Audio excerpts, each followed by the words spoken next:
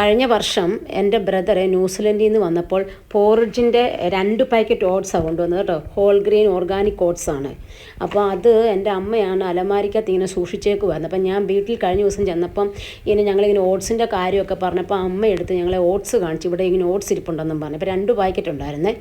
അപ്പം ഞങ്ങളത് ഞാൻ ഇവിടെ കൊണ്ടുവന്ന് ഞാൻ ജസ്റ്റ് ഒന്ന് തുറന്നൊക്കെ നോക്കിയപ്പോഴത്തേക്കിനും അതിനകത്ത് ചെറിയ ഇൻസെക്ട്സും ഉണ്ട്. അതുപോലെ തന്നെ അതിനൊരു ടേസ്റ്റ് വ്യത്യാസവും വന്നു. ഒരു ചെറിയൊരു പൂപ്പലിൻ്റെ ഒരു ഇതുപോലെ നമുക്ക് തോന്നി. അതുകൊണ്ട് ഞാനതെല്ലാം വെയിലത്ത് വെച്ച് ഉണക്കുകയാണ്.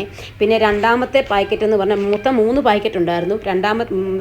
മൂന്നാമത്തെ പാക്കറ്റ് ടെസ്കോയുടെ ഓർഗാനിക് ഓട്സ് ആണ്. അത് ഹോൾ റോൾഡ് ഓട്സ് ആണ്. അപ്പം നമുക്ക് ഈ ഓട്സുകളൊന്നും ശരിക്കും പറഞ്ഞാൽ കളയാൻ തോന്നുന്നില്ല. കാരണം ഇച്ചിരി ടേസ്റ്റ് വ്യത്യാസം ഉണ്ടെങ്കിലും ഞാൻ വിചാരിച്ചു വെയിലത്ത് വെക്കുമ്പോൾ ഉണക്കി റെഡിയാക്കി അത് കിട്ടുമെന്നും കണ്ടാണ്. അപ്പോൾ എന്താ വെച്ചാൽ അവർ ഇത്രയും കഷ്ടപ്പെട്ട് ആ രാജ്യത്തു നിന്ന് കൊണ്ടുവരുമ്പോൾ നമുക്കതൊന്നും കളയാനുള്ള ഒരു മാനസികാവസ്ഥയില്ല. അതുപോലെ തന്നെ ഇതിൻ്റെ 2025 വരെ കാലാവധി എക്സ്പയർ ഡേറ്റ് ഉണ്ട്. അതുകൊണ്ട് ജസ്റ്റ് ഞാൻ ഉണക്കി വെച്ചിട്ട് ഞാൻ നോക്കാം എങ്ങനെയാണ് നമുക്ക് കഴിക്കാൻ പറ്റുമോ ഇല്ലയോ, നല്ലതാണെങ്കിൽ എടുക്കാം എന്നും കണ്ട് ഞാനിങ്ങനെ അത് ഉണക്കി എടുത്ത് വെക്കുകയാണ്.